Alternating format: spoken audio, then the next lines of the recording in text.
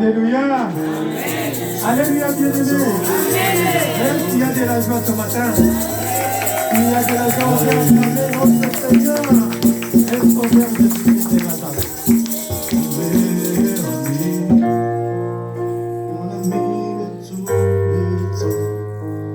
Bien-aimé, c'est une joie de te voir, toi et moi, être devant le trône de notre Père. Alléluia. C'est un privilège, bien-aimé. Quand un enfant se retrouve devant le trône de son Père, c'est une joie immense ce matin. Je vous demande de pouvoir vous asseoir.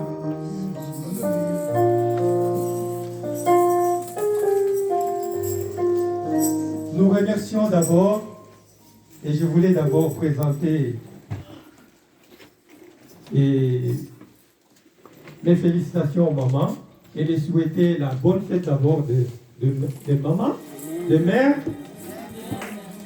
et souhaiter la bonne fête de mère et les féliciter aussi pour leur accoutrement de maman ce jour.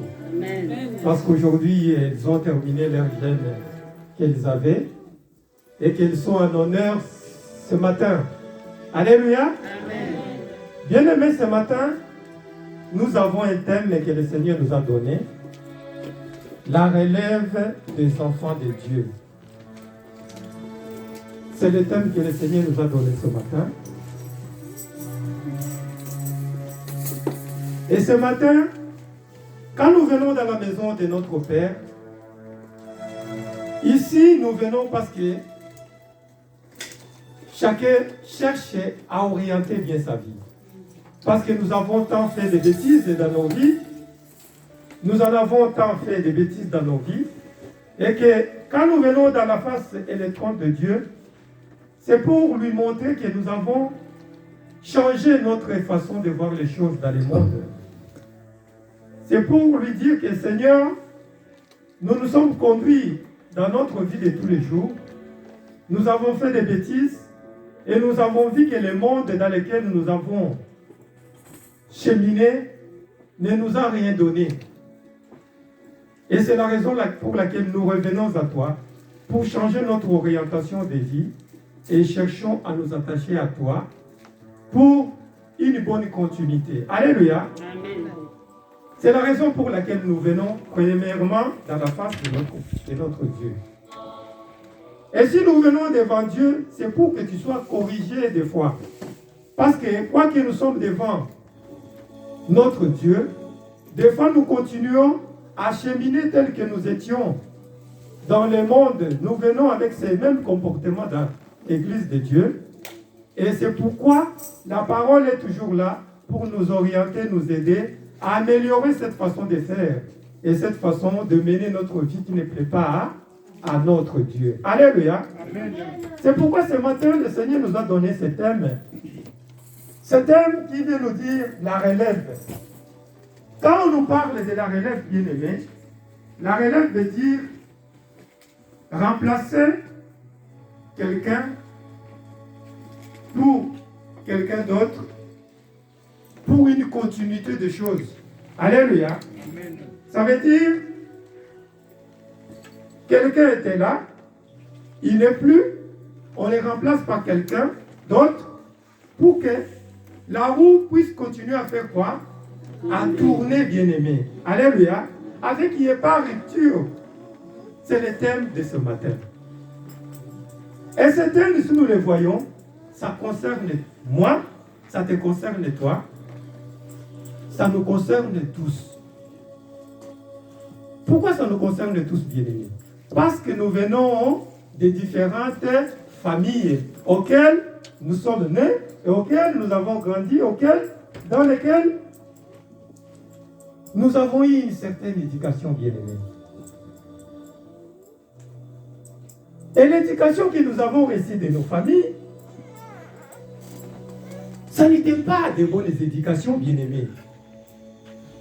Ça n'était pas des éducations dans lesquelles Dieu pouvait tirer sa gloire. Alléluia, bien-aimé. Dieu ne pouvait pas tirer sa gloire dans ce que nous avions eu comme éducation auprès de nos parents. Parce que les familles dans lesquelles nous venons, chacun est là, il connaît bien sa famille plus que moi. Ce sont des familles dans lesquelles il y a eu l'occultisme, il y a eu la magie, il y a eu le culte des ancêtres, il y a eu tant de choses, même la sorcellerie bien-aimée. Et tant de ces choses-là ont fait que nos vies aujourd'hui puissions en pâtir et puissions être dans les désastres que nous vivons. Les désastres que nous vivons, parce que pourquoi? La relève avait été mal préparée.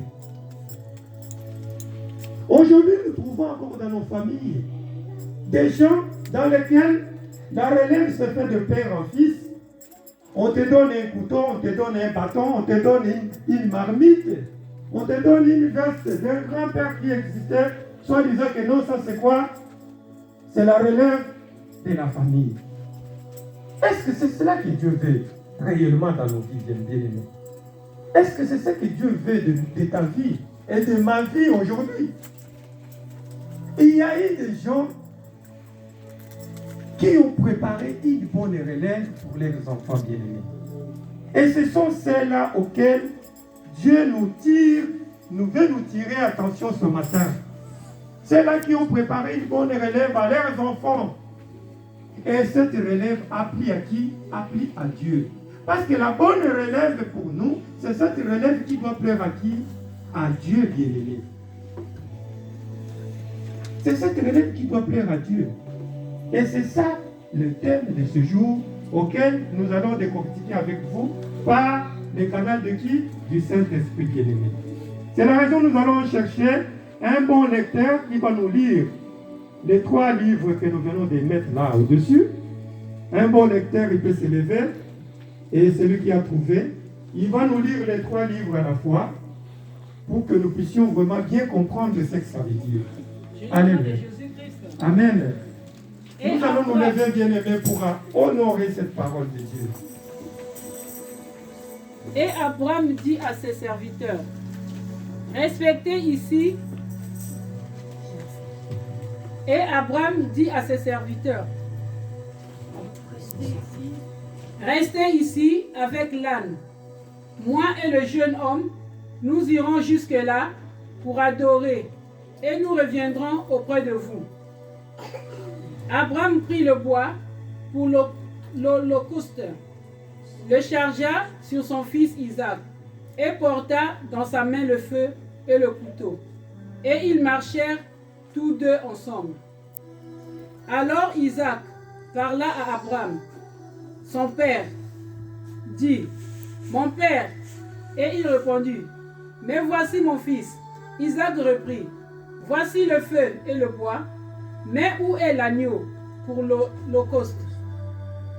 Abraham répondit, mon fils, Dieu se pourvoira lui-même de l'agneau pour l'holocauste. Et ils marchèrent tous deux ensemble.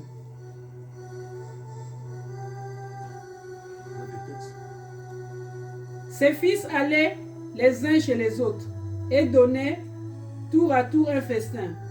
Et il invitait leurs 3 sœurs à manger et à boire avec eux.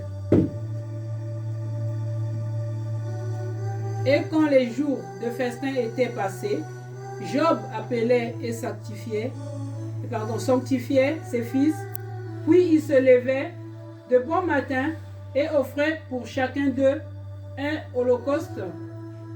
Car Job disait, peut-être mes fils ont-ils péché et ont-ils offensé Dieu dans leur cœur. C'est ainsi que Job avait coutume d'agir. David approchait du moment de sa mort et il donna ses ordres à Salomon, son fils, en disant, je m'en vais par le chemin de toute la terre. Fortifie-toi et sois un homme. Observe les commandements de l'Éternel, ton Dieu, en marchant dans ses voies et en gardant ses lois, ses ordonnances, ses jugements et ses préceptes, selon ce qui est écrit dans la loi de Moïse, afin que tu réussisses dans tout ce que tu feras et partout où tu te tourneras. Et afin que l'Éternel accomplisse cette parole qu'il a prononcée sur moi, si tes fils prennent garde à leur voix, en marchant avec fidélité devant moi, de tout leur cœur et de toute leur âme, tu ne manqueras jamais d'un successeur sur le trône d'Israël. Amen. Amen. Est-ce qu'on peut acclamer cette parole? Merci ma soeur pour cette lecture. Amen. Bien-aimé, c'est vraiment une parole qui doit nous interpeller ce matin. Ici, nous voyons trois hommes. Trois hommes dont nous devons tirer exemple ce matin. Ces trois hommes, ce sont des responsables comme toi et moi. Ce sont des hommes de Dieu. Ce sont des hommes qui avaient accepté que la parole de Dieu puisse être semée dans leur vie. Ce sont des hommes qui ont été créés à l'image de Dieu comme toi et moi. Et qui étaient parents. Et qui étaient parents comme toi et moi. Mais ces hommes, ce sont des hommes d'exception, bien-aimés, que la Bible nous parle ce matin. Ce sont des hommes d'exception. Ce sont des hommes qui ont compris que la parole de Dieu n'était pas réservée seulement aux parents. Parce que c'était une alliance auquel Dieu nous avait appelés et les avait appelés. Que cette parole ne s'éloigne point de ta bouche. Tu dois la lire jour et nuit. Alléluia. Tu dois la garder en toi et tu dois l'enseigner aussi à qui? À tes enfants bien-aimés. Aujourd'hui, la parole de Dieu s'adresse à vous en tant que des serviteurs et des servantes de Dieu. La parole de Dieu s'adresse à vous en tant que serviteurs et servantes. Pourquoi? Parce que tu as reçu le baptême. Tu as reçu l'Esprit de Dieu. Et en recevant l'Esprit de Dieu, tu es devenu un serviteur de Dieu, une servante de Dieu. Bien-aimé, si tu es appelé serviteur, servante de Dieu, ça veut dire quoi? Ça veut dire que tu maîtrises la parole de Dieu. Pourquoi? Parce que le Saint-Esprit habite en toi. Le Saint-Esprit a fait de sa demeure ta demeure. Ton cœur, c'est là où Dieu habite. Et ton cœur devient le temple du Saint-Esprit. Ça veut dire la parole de Dieu demeure en toi. Elle vit en toi. C'est celle-là qui te fait appeler serviteur.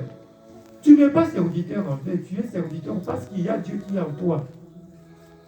Et donc, sa parole demeure en toi. Bien-aimés, ces hommes, ce sont des hommes qui avaient fait alliance avec Dieu. Ils avaient de la crainte pour leur Dieu. Ils craignaient Dieu. Ils savaient quelle est la grandeur de Dieu dans leur vie. Ils savaient quel est le délice de Dieu dans leur vie.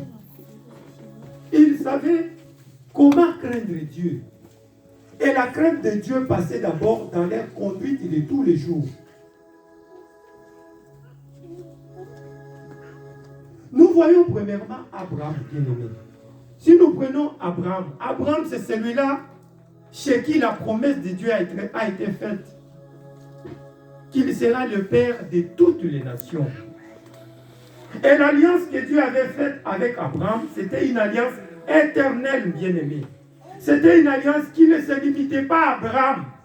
Ça se limitait à tous les fils d'Abraham, de génération en génération, bien-aimé. Ça veut dire que c'était une alliance sans fin, qui n'avait pas de fin. Ça veut dire que le bonheur qu'Abraham avait reçu de la part de Dieu, c'était un bonheur qui n'avait pas de fin. C'était un bonheur qui allait à perpétuité au travers des enfants d'Abraham. Ça veut dire, dans les ventres d'Abraham, il ne devait pas y avoir de qui? Il ne devait pas y avoir des pauvres. Il ne devait pas y avoir des gens qui pleurent.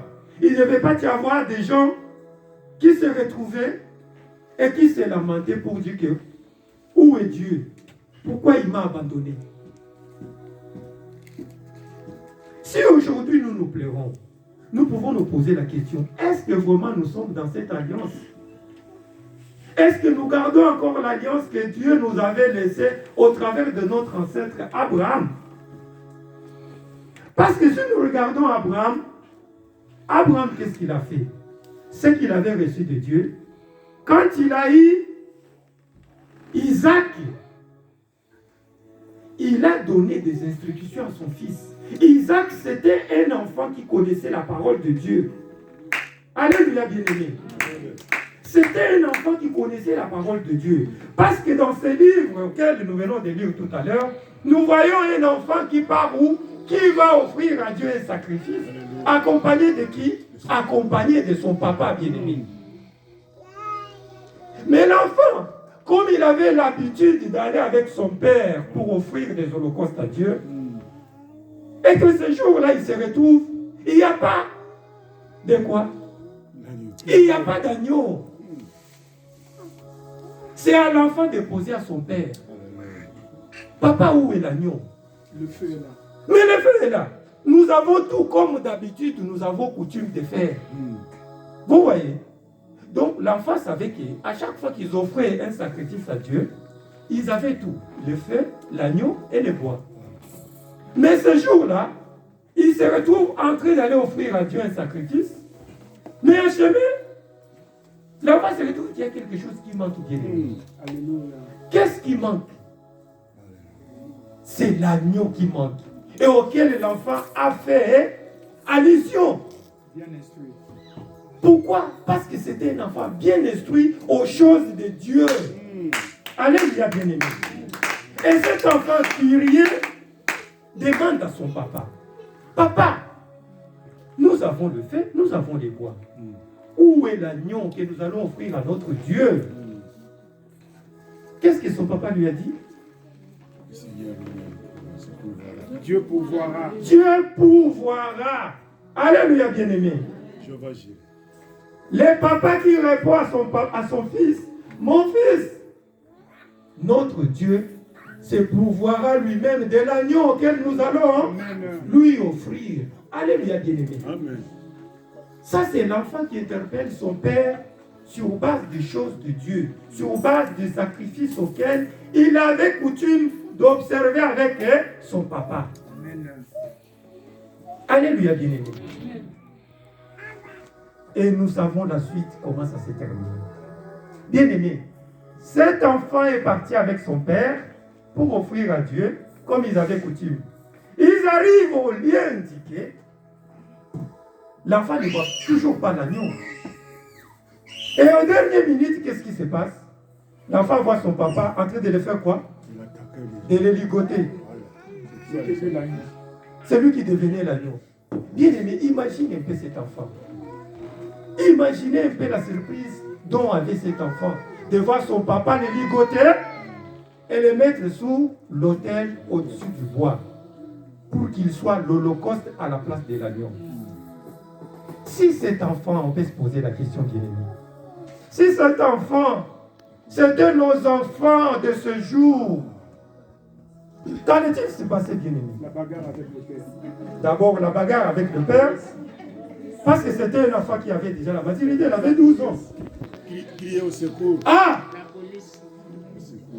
Merci, maman. Peut-être la première des choses, c'était d'abord d'appeler qui? La police. Ici, j'ai mon père qui devait faire quoi? Mais cet enfant bien-aimé, la surprise dans cet enfant, c'est un enfant qui est resté docile jusqu'à la fin. Obéissant. Obéissant jusqu'à la fin. La surprise dans cet enfant. Pourquoi? Parce que la parole de Dieu était dans cet enfant. Amen. Alléluia. Amen. Il avait confiance en qui? En Dieu. En Dieu et à qui? En son Père bien-aimé. Parce qu'il était bien éduqué. C'était un enfant qui était bien éduqué dans les choses de Dieu spirituel. Amen. Et il savait que mon papa ne pourra jamais me faire Du mal. mal. Cet enfant est resté obéissant jusqu'à la fin. Il s'est laissé faire. Pourquoi? Parce que son papa lui avait dit, notre Dieu se pourvoira. Il est resté attaché à cette parole jusqu'à la fin. Amen. Et à la fin, qu'est-ce qu'on a vu? La parole du Père, Dieu a pourvu. la parole du Père s'est réalisée. Il s'est senti condamné. La parole du Père s'est réalisée par qui? Par Dieu. Il a vu l'agneau. Et Dieu lui a dit, ne touche pas à ton fils. Regarde l'agneau, on remplace les parts par ton fils bien-aimé. Ça, c'est notre premier exemple bien-aimé de notre père et ancêtre qu'on appelle Abraham. Si nous voyons notre deuxième exemple bien-aimé, nous voyons Job. Job, c'est celui-là qu'on a toujours appelé les misérables. Mais les misérables de Job avaient une qualité. Avaient une qualité dans les choses de Dieu bien-aimé. C'était un parent comme toi et moi. Alléluia. La qualité de Job, c'était d'abord l'intégrité, la crainte de Dieu. Et cette intégrité-là, il a enseigné jusqu'à ses enfants. En enseignant ça à ses enfants, nous avons lu qu'est-ce qu'il avait coutume de faire. À chaque fois que ses enfants se réunissaient pour faire la fête, le papa pouvait être là ou ne pas être là. À la fin de la fête, entre ses enfants, il les appelait. Parce qu'en son cœur, il se disait, peut-être au travers de cette fête, mes enfants ont offensé qui? Dieu. Ils ont offensé Dieu. Et comme ils ont offensé Dieu, il y a des conséquences qui peuvent venir sur mes enfants. Alors la crainte de papa, qu'est-ce qu'il faisait? Après la fête, il appelait ses enfants dans la prière et dans quoi? Dans les sacrifices. Il faisait un sacrifice comme Abraham. Il prend un holocauste, il offre à Dieu en signe de pardon. Il demande à Dieu, Seigneur, pardonne à mes enfants. Peut-être ils t'ont offensé dans ce qu'ils ont fait. Ça, c'était la coutume de Job, bien-aimé. Alléluia. Au travers de qui? Au travers de sa famille à lui. Nous allons prendre notre troisième exemple. Ici, nous voyons qui parle ici, c'est Le roi David. le roi David. David, c'est celui-là que la parole de Dieu nous dit qu'il était l'homme selon le cœur de Dieu, bien-aimé. Cet homme, nous voyons que c'était aussi un exemple pour ses enfants. Il avait un enfant auquel il y avait une promesse de la royauté après le père. C'était Salomon. Mais David, ici, il nous parle parce qu'il est à la fin. Il est à la fin de sa vie sur terre.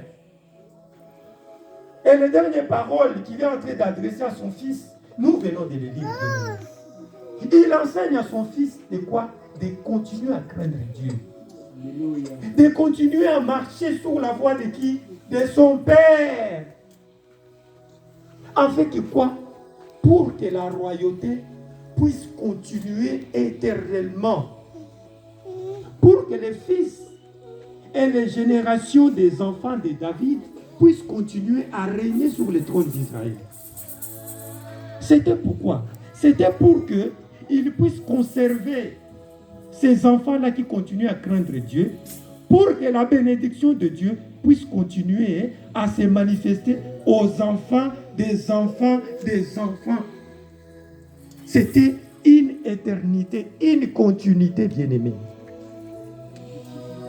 La succession. Cette succession-là, bien-aimée, c'est celle-là dont Dieu t'interpelle ce matin. Alléluia. C'est celle-là dont Dieu t'interpelle ce matin. Parce que les exemples sont nombreux. Nous pouvons prendre l'exemple de Zacharie, avec Élisabeth, sa femme, et l'enfant qui? Jean-Baptiste qui est né chez eux. Nous avons vu un Jean-Baptiste qui a grandi et qui a fait qui? Il a fait quoi? Il a préparé les chemins du Seigneur, bien-aimé. Pourquoi? Parce que c'était un enfant qui est né dans une famille chrétienne. Une famille qui craignait Dieu. Et l'enfant a suivi parce que son papa était un sacrificateur dans les temples de Dieu. La succession, bien-aimé. Aujourd'hui, nous voyons, si nous prenons encore un autre exemple, nous voyons le Christ, le Dieu. Nous voyons Dieu qui est né dans la famille de qui? De Marie et Joseph. Si nous les voyons, ils sont allés avec l'enfant dans les temples pour le présenter à qui? À Dieu, bien-aimé. Ça veut dire quoi? Ça veut dire Joseph et Marie avaient coutume d'observer la loi de Dieu et de prier. Ils avaient la crainte de Dieu, bien-aimé. Et ils ont inculqué cette crainte-là en qui? En Jésus-Christ qui était lui-même, Dieu. Ça veut dire Dieu s'est retrouvé naître dans une famille de gens qui le connaissaient déjà. Et nous avons vu comment est-ce que l'enfant est parti au temple, ils ont fait des sacrifices à Dieu le Père. Bien-aimé, la parole de ce matin nous interpelle, toi et moi. Tu es là, tu t'appelles prophète, tu t'appelles diaconesse, tu t'appelles évangéliste, tu t'appelles pasteur, tu t'appelles. Il y a beaucoup, apôtres, servantes, tu t'appelles même la maman dans ta famille. Bien-aimé, ce n'est pas en vain que Dieu t'a donné cette responsabilité que tu as. Si nous observons ce matin, la première des choses, si nous nous observons ce matin, et nous pouvons nous poser la question de voir qu'il y a beaucoup de parents qui sont là, mais combien sont venus avec leurs enfants ici? Alléluia. Combien sont venus avec leurs enfants? Mais tu t'appelles servant de Dieu. Tu t'appelles serviteur de Dieu. Où sont tes enfants? Ce matin, tu es devant le trône de Dieu. Tu es devant ton Père, le Créateur. C'est lui-là même qui a dit, l'alliance que je fais avec toi, ça sera une alliance à perpétuité éternelle. Une alliance qu'il a fait avec toi. Ça veut dire que c'était une alliance. Après toi, il doit y avoir des successeurs qui doivent continuer à servir Dieu. Mais où sont-ils? Ce matin, tu es seul, non? Où sont tes enfants? Donc, ça veut dire, pour toi, tu prépares une alliance qui doit s'achever avec toi-même. Tu n'es pas dans la continuité, bien-aimé. Tu n'es pas dans la continuité. Dieu t'interpelle ce matin. Que l'alliance qu'il a faite avec toi, c'est une alliance éternelle, qui doit avoir des remplaçants après toi. Parce que la parole de Dieu doit être enseignée à nous-mêmes d'abord, à nos enfants, et aux enfants de nos enfants. Pourquoi? Pour que la bénédiction puisse être à perpétuité dans nos familles, dans nos enfants, de génération en génération, bien-aimés. Nous souffrons, nous nous plaignons, nous disons Dieu, tu m'abandonnes. Oui, Dieu t'abandonne. Tu peux te poser la question, est-ce que tu gardes son alliance comme il te l'a donnée? Alléluia. Que réserves-tu à tes enfants après toi?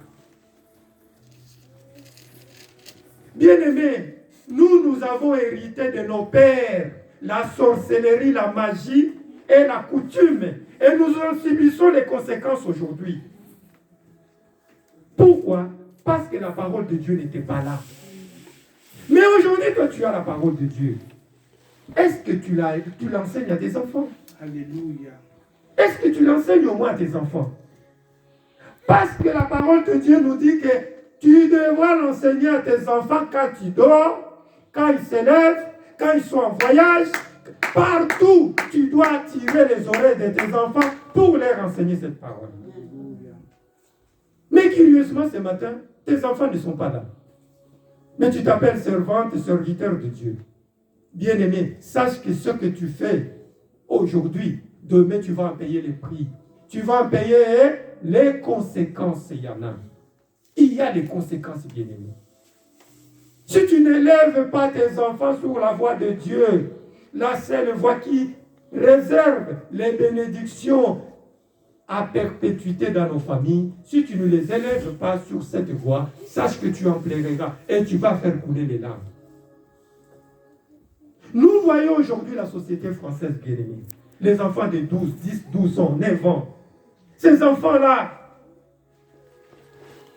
quels sont-ils, bien-aimés? Nous avons vu à la télé, les jours qui viennent de passer, les enfants qui ont invité leurs amis pour aller les noyer dans la Seine, bien-aimés, à Paris. Est-ce que vous pouvez imaginer ça? Quelle éducation ces enfants ont reçue? Un enfant qui craint Dieu, peut-il faire cela, bien-aimé? Non. Non. Nous subissons les conséquences de nos enfants parce que nous sommes des parents, des missionnaires. Quelque part, nous sommes des irresponsables. Et Dieu veut corriger cela ce matin. Le Seigneur voudrait corriger ça ce matin. Montre la bonne voie à ton fils. Et demain, tu seras joyeux. Amen. Demain, tu seras dans la joie. Et tu te diras un jour que oui, Seigneur, tu m'avais donné des enfants. Et ces enfants, je les ai enseignés ce que toi tu m'avais donné. Alléluia. La bonne richesse à laisser aux enfants, c'est la parole de Dieu, bien-aimé. Ce n'est pas les comptes en banque. Ce n'est pas les parcelles, ce n'est pas les immeubles. Ce n'est pas les maisons, les voitures. La bonne chose à laisser à nos enfants, ce que nous devons leur léguer, c'est la parole de Dieu, la crainte de Dieu, bien-aimé. Sans cela, nous préparons de monstres, nous préparons une bombe pour l'avenir qui va nous détruire. Alléluia, bien-aimé. Faisons attention à ce que nous faisons. Demain, ça va nous coûter. Et demain, nous allons pleurer. Et personne ne viendra à notre secours. La seule chose qui peut te donner la garantie dans ta vie et être tranquille dans ta vieillesse, c'est l'éducation spirituelle de tes enfants. Alléluia, bien-aimé. Si la société française aujourd'hui est en train de pleurer, la société française aujourd'hui est en train de... Elle ne sait plus à qui se vouer. C'est parce qu'il y a eu une démission quelque part. Toi et moi, nous ne devons pas être des démissionnaires. Nous avons la maîtrise de la parole de Dieu. Nous venons chaque dimanche écouter la parole de Dieu. C'est pour que d'abord, elle nous transforme en nous et qu'elle puisse être donnée à nos enfants pour qu'ils soient transformés aussi. Alléluia, Alléluia, bien-aimé. Le paradis, ce n'est pas seulement pour toi. Le paradis aussi est pour tes enfants. Alléluia. Donc toi, tu es là, tu prépares le paradis seulement pour toi-même. Ne sois pas égoïste, bien-aimé. Jésus. Ne sois pas égoïste. Pense à tes enfants, pense à ta famille, même à ton mari. Même à ton mari. Tu as un mari qui ne prie pas. Toi, tu viens écouter la parole de Dieu. Qu'est-ce que tu donnes à ton mari en réserve de ce que tu as écouté ici? Tes enfants ne viennent pas à l'église. Toi, tu viens à l'église tous les dimanches. Ce que tu attends ici, est-ce que tes enfants bénéficient à la maison? C'est la question que tu peux te poser. Ou c'est réservé à toi? Bien aimer les choses précieuses, on les partage avec ce qu'on aime. Alléluia. On ne peut pas garder de la bonne nourriture comme ça à nous-mêmes. Même si tes enfants ne viennent pas, enseigne-leur à la maison. Même si tes enfants, quelque part, tu as démissionné, et aujourd'hui ils ont grandi, ils n'ont pas la parole, mais essaye quand même, l'Esprit de Dieu est là. Et va les toucher, va les aider. Alléluia, bien-aimé. Que Dieu bénisse sa parole de ce matin. Alléluia. Qu'elle entre dans ton cœur, dans le cœur de ta famille, de ton mari et de tes enfants. Elle transforme ta famille. Appelle ce qui peut, bien-aimé. Alléluia. Amen. Que Dieu soit loué. Nous allons demander une prière auprès du pasteur Séraphin pour qu'il puisse prier pour ces familles-là. Ces familles qui ont démissionné et qui ne savent plus à quel sens se vouer. Nous allons demander la prière pour eux. Que le Seigneur touche ces familles, ces parents qui ont démissionné à leur tâche. afin que le Seigneur puisse les aider vraiment à relever ce défi. Qui, plus tard, peut nous venir une bombe à retardement. Alléluia.